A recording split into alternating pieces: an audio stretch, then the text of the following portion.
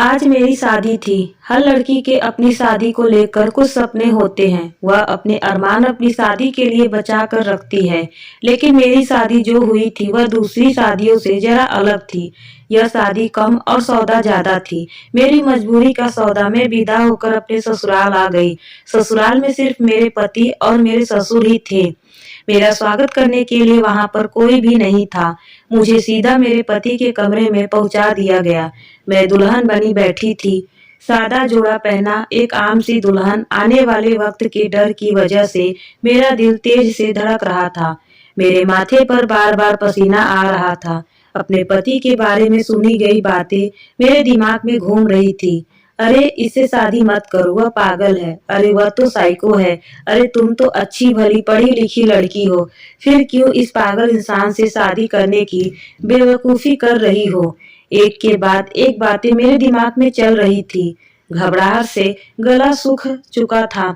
मैं अपनी घबराहट पर काबू पाने की कोशिश कर रही थी कि इतने में मेरा पति अंदर चला आया। मैं थोड़ा सिमट गई।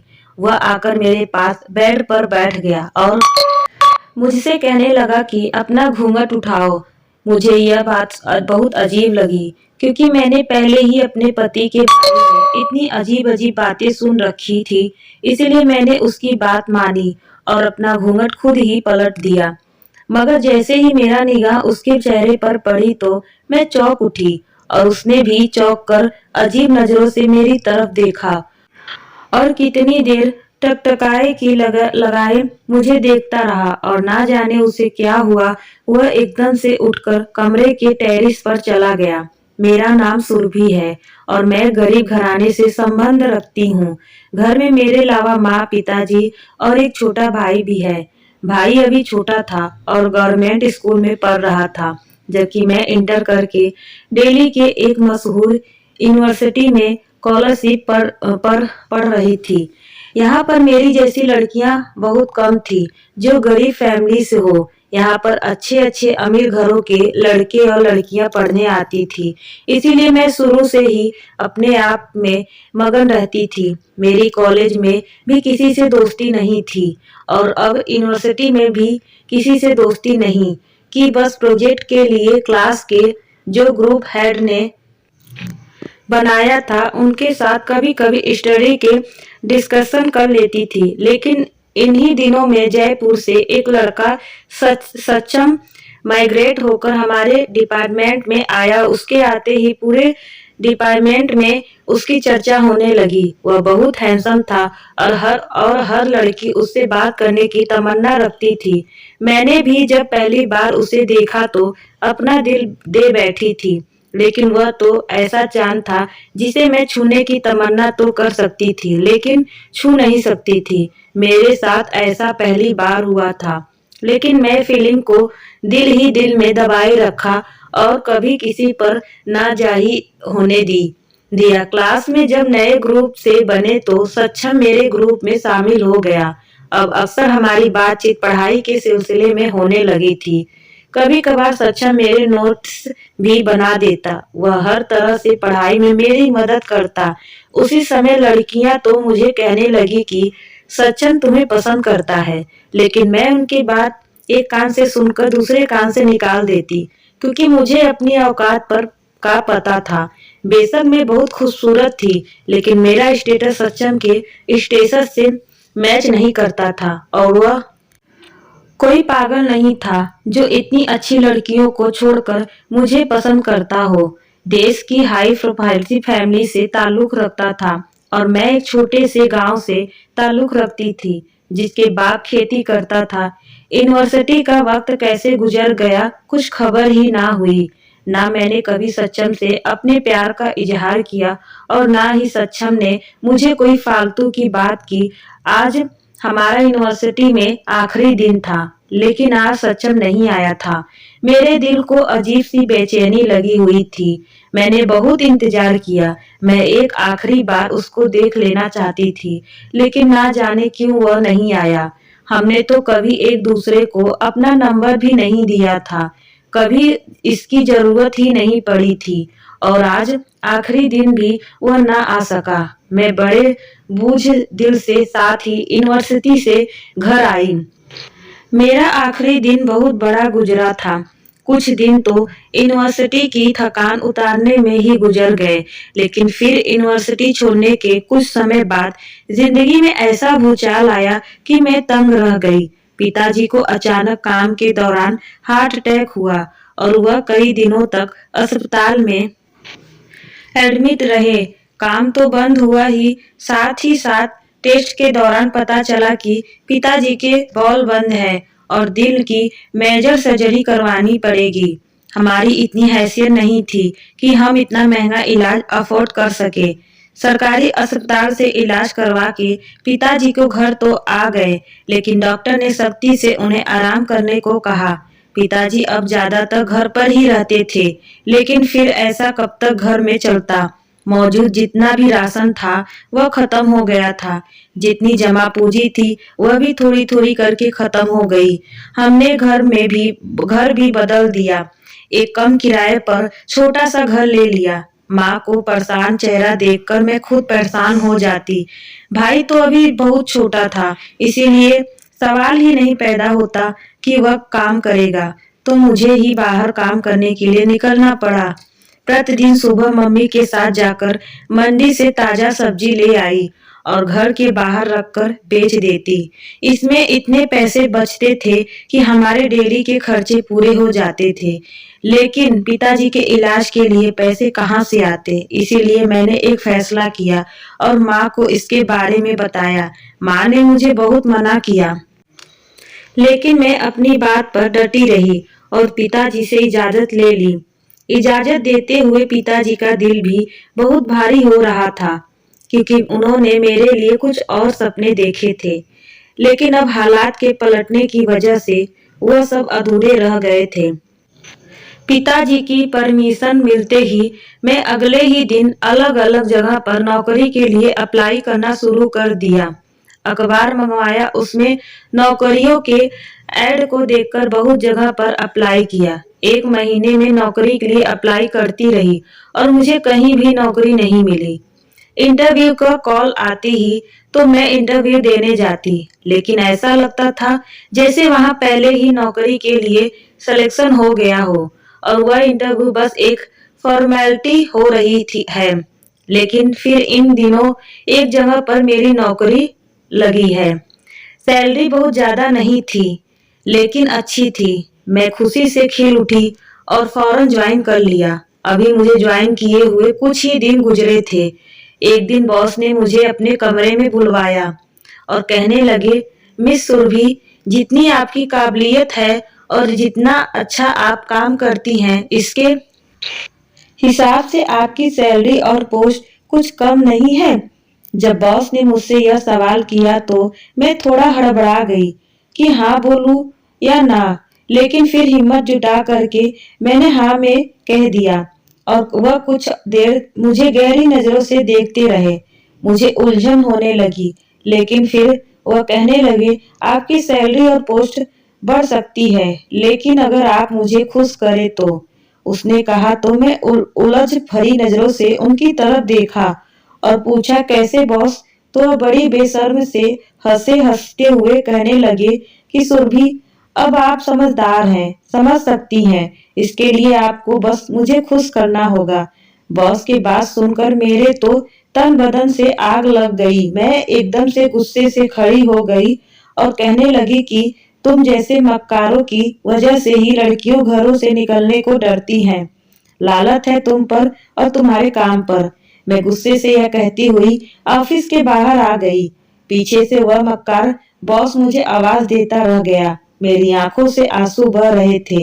यह दुनिया मजबूर और लाचार लोगों की नहीं है। मैं कितनी देर तक इसी तरह भी मकसद सड़क के किनारे चलती रही, लेकिन आखिर कब तक घर तो जाना ही था। घर पहुंचकर माँ ने मेरा परेशान चेहरा देखा तो पूछने लगी, क्या हुआ सुरभि, तुम इतनी परेशान क्यों हो? माँ के पूछने की देर थी कि मैं फूट फूट कर रोने लगी और माँ को सारी बातें सच सच बता दी। माँ ने मुझे अपने सीने से लगा लिया और हौसला दिया और वह कहने लगी, बेटा अब तुम घर से बाहर निकल रही हो तो तुम्हें इस तरह के बहुत से भेड़िए से लड़ना होगा। ऐसे में बहुत से दरिंदे तुम्हारे रास्ते में आएंगे, लेकिन तुम्हें हिम्मत और समझ से काम लेना होगा। माँ इसके बाद मुझे बहुत समझाया।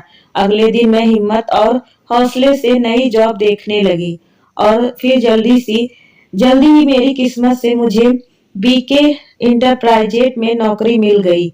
यह नौकरी पहले वाली नौकरी से बहुत अच्छी थी, सैलरी ज्यादा थी और पिक है ड्रॉप की सुविधा भी थी। मुझे अब काफी आसानी हो गई थी। यहाँ पर काम करते हुए मुझे 2 महीने हो गए थे। यहाँ का माहौल बहुत अच्छा था। मैंने आज तक सिर्फ अपनी कंपनी के सर को यही देखा था। हालांकि ऑफिस में बॉस के बेटे की बहुत सी बातें होती थी। उसमें से कोई पागल कहता था तो कोई दीवाना कहता था, कोई साइको कहता था, लेकिन मैं आज तक कभी उसे देखा नहीं था। शायद वह ऑफिस आता ही नहीं था। मैं भी अपने काम से काम रखती थी, लेकिन फिर इन्हीं दिनों बॉस ने वर्कर्स की एक अर्जेंट मीटिंग बुलवाई और उनकी तरफ से एक अजीब ऐलान सुनने में आया। बॉस ने कहा कि जो भी लड़की मेरे बेटे के साथ शादी करेगी और उसके साथ पूरी 24 घंटे गुजारेगी तो मैं उसे बहुत बड़ी रकम इनाम के तौर पर दूंगा। मुझे बॉस की यह बात अच्छी नहीं लगी। ना जाने उसके बेटे में क्या प्रॉब्लम थी कि बॉस ने इस तरह के ऐलान किया था, लेकिन फिर भी बराबर यह बात सुनने को मिल रही थी कि कोई भी लड़की बॉस के बेटे के साथ शादी करने के लिए तैयार नहीं थी। लेकिन यह बात सुनकर मेरे दिल में बार बार यही ख्याल आ रहा था, इतने ज्यादा पैसे मिलेंगे तो मैं ही बॉस के बेटे से शादी कर लेती हूँ। इन पैसों से मैं पिताजी का और अच्छा इलाज करवा सकती हूँ और एक बार पिताजी ठीक हो जाएंगे तो हमारे सारे कष्ट दूर हो सकते हैं। और फिर कौन सा यह सच की शादी होगी, एक सौदा ही है ना। लेकिन मेरे दिमाग इस बात को झटक देता। दिल और दिमाग की जंग जारी थी और फिर दिल जीत गया। मैं इस आग में कूदने का फैसला करते हुए बॉस को हाँ कह दिया। मेरी बात सुनकर बॉस बहुत खुश हुए और इस वक्त सोमवार का दिन शादी के लिए तय कर दिया गया। मैं घर आकर माँ से बात की तो माँ तो सुनकर सदमे में चली गई। वह मुझसे खफा हो गई। पिताजी का भी रवैया माँ से अलग ना था। दोनों ने मुझे इस काम को करने से मना किया, लेकिन अब मैं तय कर चुकी थी और सबसे बड़ी बात मुझे उन पैसों का लालच था जिसे मैं पिताजी का इलाज करवाना सकती थी। इसके अलावा मेरे पास कोई ऑप्शन भी तो नजर नहीं आ रहा था। माँ पिताजी के 1-2 दिन नाराज रहे, लेकिन फिर मुझे समझाने बैठ गए। लेकिन अब मैं समझने समझाने की हद से निकल चुकी थी, इसीलिए मैंने उनकी बात नहीं मानी थी। सोमवार का दिन भी आ पहुंचा। शादी और सिंपल फंक्शन में हमारी शादी हो गई। मैं अभी तक अपने पति का चेहरा नहीं देखा था, लेकिन उनका नाम सुनकर मैं चौंक जरूर थी। लेकिन उस नाम के तो बहुत से लोग होते हैं। अब यह सक्षम वह सक्षम तो नहीं, बिल्कुल नहीं हो सकता। उसके आने से तो दिल धड़क कर जाता था, जबकि यह तो ना जाने कौन सा पागल और साइको है। मैं विदा होकर ससुराल आ गई। अभी जब मैं कमरे में तुम्हें देखा तो मेरी हैरत की सीमा ना रही। मैं अपनी कहानी सुनाते हुए सक्षम की तरफ देखा, जो बड़ी गहरी और प्यार भरी नजरों से मुझे ही देख रहा था। मैंने शर्माते हुए सर झुकाया था, लेकिन फिर से उससे पूछा कि तुम्हें क्या हुआ है?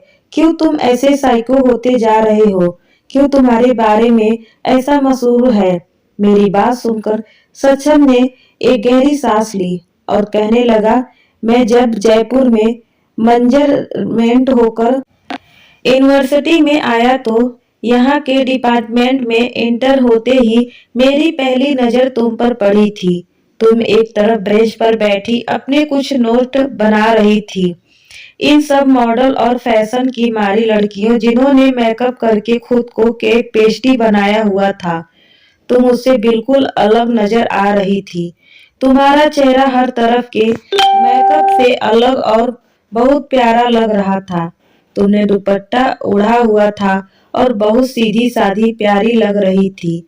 मैं कुछ पल बस तुम्हें ही देखता रहा। ऐसा नहीं था कि मेरी जिंदगी में पहले लड़कियां नहीं आई थी, लेकिन वह सिर्फ वक्त गुजारने के लिए थी। लेकिन तुम्हें देखकर मैं पहली नजर में ही मोहब्बत का शिकार हो गया और मैं वहीं खड़े खड़े फैसला कर लिया कि सिर्फ तुम्हें ही अपनी पत्नी बनाना है। और यह सोचे आते ही एक सुकून सा दिल में उतर गया। मुझे तुम्हें देखना, तुमसे बातें करना अच्छा लगने लगा। इन्हीं दिनों पापा की तरफ से मुझ पर शादी का प्रेशर पड़ने लगा। दरअसल जयपुर से पापा ने मुझे बुलाया ही इसीलिए था। मैंने तुम्हारे बारे में बताया, लेकिन स्टेटस के फर्क की वजह से पापा ने मुझे साफ साफ इनकार कर दिया और मैं तुमसे मिलना भी गवारा नहीं किया। उन्हें तुम्हारी काबिलियत और तुम्हारी खूबसूरती से कोई मतलब नहीं था। वह अपने ही जैसे किसी बिजनेसमैन क्लास फैमिली से मेरा रिश्ता करना चाहते थे, जिससे वह अपने बिजनेस को चार चांद लगा सके।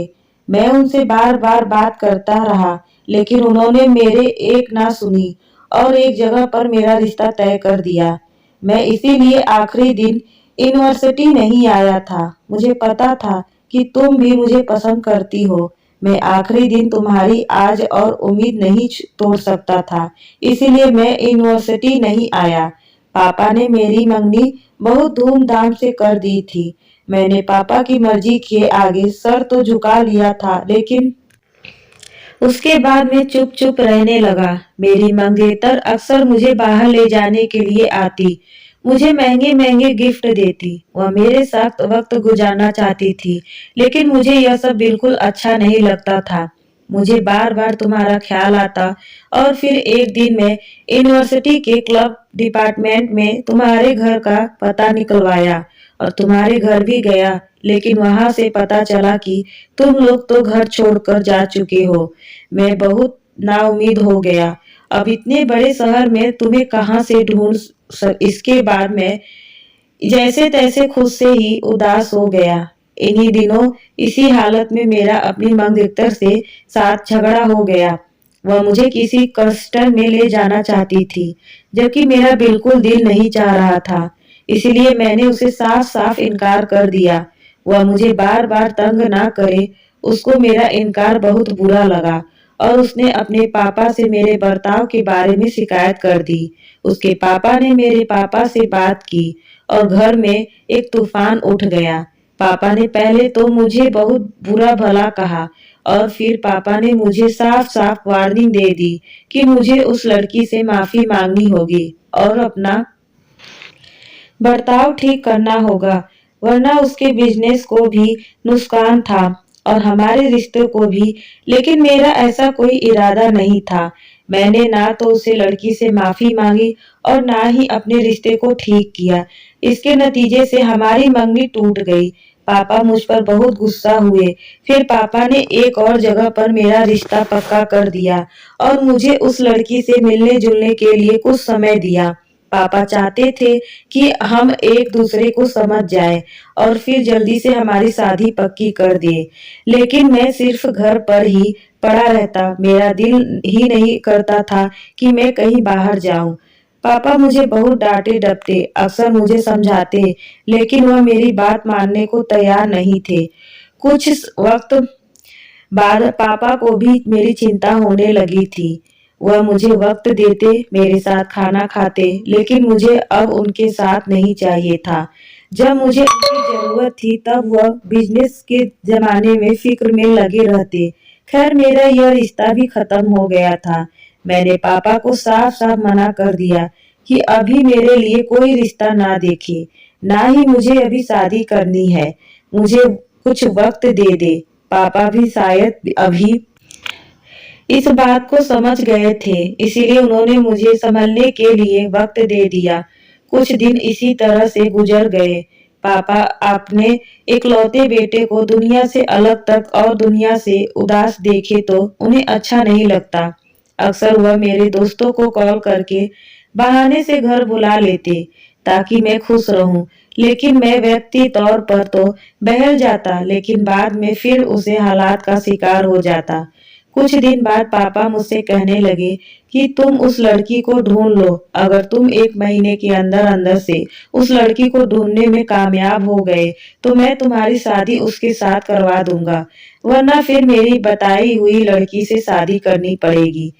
पापा के साफ मना करने पे तुम्हें बहुत ढूंढा, तुम्हारे पुराने मोहल्ले भी गया, वहां से तुम्हारा नया पता लिया, लेकिन उन्होंने जो पता दिया था वह गलत निकला। तुम्हारे पापा के बारे में मुझे कुछ ज्यादा पता नहीं था, इसीलिए क्या पूछताछ करता। 1 महीना कैसे गुजर गया मुझे कुछ पता ना चला। मेरे पास तुम्हारी कोई तस्वीर भी नहीं थी और ना ही तुम्हारी किसी से कोई दोस्ती थी जिसे मैं तुम्हारे बारे में पूछ सकता।